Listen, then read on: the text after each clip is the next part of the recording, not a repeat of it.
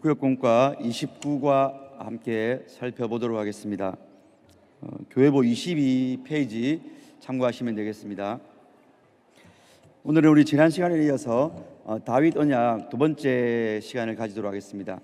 우리 지난 시간에는 영상으로 대체해서 말씀을 드렸는데, 이 다윗 언약은 앞에 있던 이전 언약들이 상당히 진일보한 언약이다라고 말씀을 드렸고, 특별히 이제 신명기에 나타나는 모세 언약에 나타나고 있는 하나님 약속하신 어떤 지정된 공간과 그리고 왕에 대한 약속들이 성취가 된 것이 바로 사무엘하 7장 1절에 그 다윗 언약의 서론 부분에서 우리가 잘 알 수 있다라는 것을 영상을 통해서 말씀을 드렸습니다.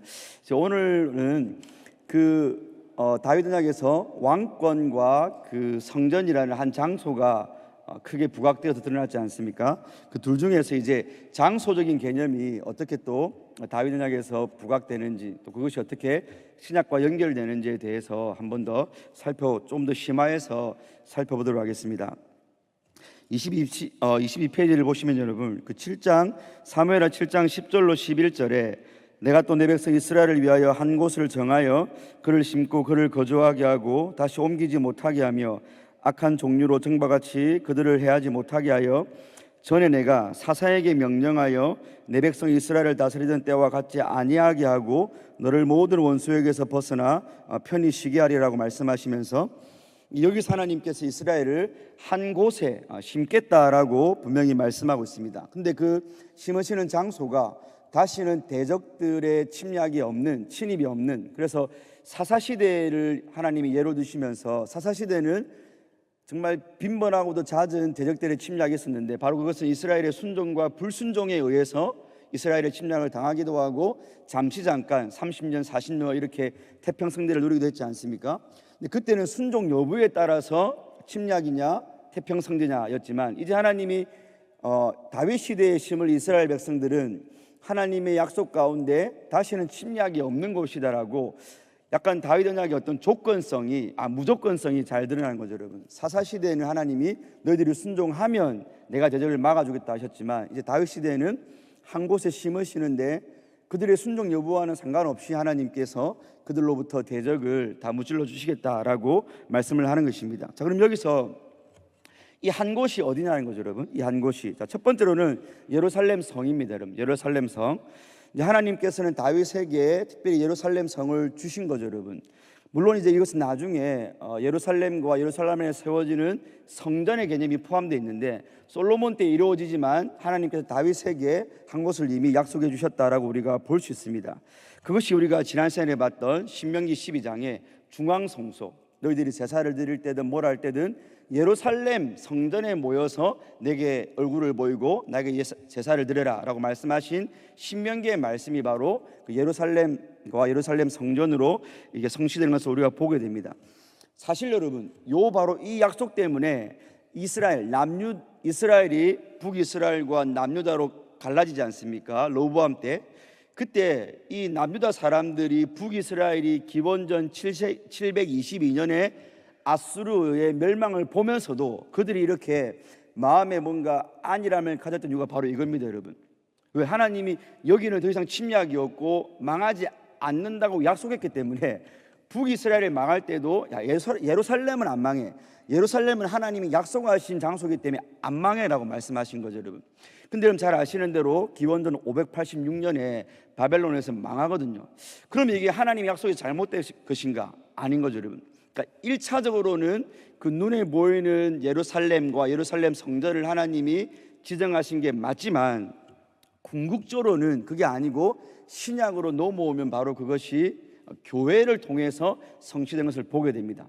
그래서 우리가 이 계시를 계속해서 점진적으로 봐야 되는 이유가 바로 거기에 있습니다, 여러분. 만약 이것을 그렇게 안 보고 신약의 교회로 보지 않고 그 당시에 세워졌던 물리적이고 어떤 지리적인 예루살렘으로만 본다면 이미 하나님의 말씀이 이게 거짓으로 판명난 거지 않습니까? 근데 그럴 수 없기 때문에 하나님의 언약은 종말론적인 관점에서 예수 그리스도 안에서 어떻게 성취되는 걸 우리가 봐야 되는데, 바로 그 예루살렘이 신약이 오면 교회로 성취가 되고, 그게 나중에 계시록에 가니까 새 예루살렘이 바로 교회로 등장한 것을 보게 됩니다. 그래서 우리 예수님께서 다윗의 자손으로 오신 예수님께서 내가 내 교회를 세우리니 음부의 권세가 이 교회를 절대로 무너뜨리지 못한다라고 말씀하신 거죠, 여러분. 그러니까 다윗에게 주신 그 한 장소는 1차적으로는 예루살렘과 예루살렘 성전이었지만 우리가 궁극적으로 예수님 안에서의 성취는 바로 교회와 계시록에서의 새 예루살렘으로 완성이 된다라는 것입니다, 여러분. 그래서 우리가 이런 어떤 계시의 점진성을 두고 우리 이미 AD 4세기에 좀 잘 아시는 어거스틴은 이런 말을 했습니다. 구약에 신약이 감추어져 있고 신약에서 구약이 계시된다는 말을 했던 것입니다, 여러분. 그러니까 구약에 신약이 감추어 있다는 말은 하나님이 사무엘하 7장에 말씀하신 그 장소가 구약으로 볼 때는 예루살렘이지만 신약이 감추어져 있는 거니까 저와 여러분들이 이것을 볼 때 교회 그리고 새 예루살렘까지 우리가 성경을 볼 때 가야 됩니다. 여러분이 언약을 공부하는 이유가 바로 거기 있는 겁니다, 여러분. 그리고 신약에 구약이 계시됐다고 했으니까 여러분이 신약에서 교회를 보고 새 예루살렘을 볼 때는 여기에 구약이 계시됐구나. 그럼 구약에서 성전과 성막과 새 예루살렘은 하나님이 당신의 이름을 두신 곳, 하나님의 임재가 있는 곳, 하나님의 영광이 있는 곳. 그러면 신약의 여러분들이 교회에서 여러분들이 교회를 출입할 때마다 여기는 하나님이 당신의 이름을 두신 곳, 당신의 영광이 있는 곳. 여러분들이 건물이나 어떤 단순한 이런 물리적인 것보다도 교회가 가지고 있는 영적인 권세와 영적인 아름다움과 영적인 권위를 여러분 보실 줄 알아야 되는 겁니다. 그게 신약이 바로 구약을 계시한다는 의미입니다. 하나님이 예루살렘에서 이스라엘 만나신 것처럼 물론 하나님이 무소부재하시니까 여러분 어디나 만나주시지만 특별히 하나님이 당신의 발등상으로 주신 교회를 통해서 만나주십니다. 우리가 장로교회의 원리 가운데 교회 중심이 그래서 중요한 겁니다, 여러분. 우리가 신구약을 통틀어 볼 때의 교회의 중요성이 바로 거기 있다는 것입니다. 놀랍게도 계시록 1장 6절에 보니까 예수님이 이런 말씀, 사도 요한이 이렇게 어떤 환상을 보고 예수님이 그의 피로 자기 아버지를 위하여 교회를 사서 하나님 아버지의 나라로 만들었다고 말합니다, 여러분. 그러니까 우리를 하나님의 나라를 만들었다고 말합니다. 그러니까 신기한 거죠, 여러분.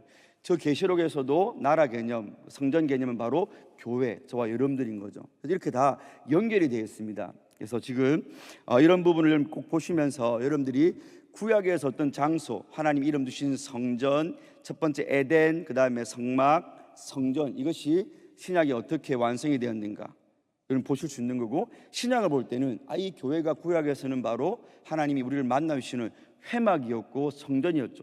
회막이란 말 자체가 만나를 했지 않습니까? 하나님 우리를 교회에서 만나주시는구나, 이런 여러 가지 신구약을 오가시면서 볼 수 있는 어떤 눈을 열어주는 게 바로 저는 언약 신학이다라고 생각을 합니다. 그리고 우리가 이 현세에서 교회를 통해 하나님을 만나면서도 궁극적으로는 저와 여러분들이 이제 하나님의 참된 성전이 되어서 하나님이 우리와 완전히에게 거하시면서 우리와 연합해 버리시는 저 계시록의 완전한 연합을 바라보면서 우리가 이 땅에 잠시 잠깐의 고난과 눈물을 또 견디면서 계시록의 소망을 향해서 나아가는 것이 바로 언약 신학이 주는, 우리에게 주는 소망이고 위로고 힘이고 능력이 되겠습니다. 이렇게 한번 나눠보시면 좋겠고, 여러분 질문을 보시면 2번 보시면 예루살렘에 대한 설명 중 틀린 것은 하나님이 택하신 장소입니다. 하나님이 정하신 곳이죠. 그 다음에 성전이 세워진 것이고, 그 다음에 4번에 역사적 예루살렘은 망했죠, 여러분. 기원전 586년에. 그러나 새 예루살렘인 교회는 영원합니다. 사망의 권세가, 사망의 음부의 권세가 절대로 침몰할 수 없습니다. 그러나 3번은 역사적 예루살렘은 멸망하지 않고 영원히 지속된다. 이건 아니죠. 이것은 그 구약의 남유다 백성들의 착각이었습니다. 그러나 그들은 잘못된 신학 때문에 그들이 하나님 앞에 회개하지 않고 돌아오지 않으므로 완전히 이제 망한 것이죠, 여러분. 그렇게 한번 나눠보시면 되겠습니다. 기도하겠습니다.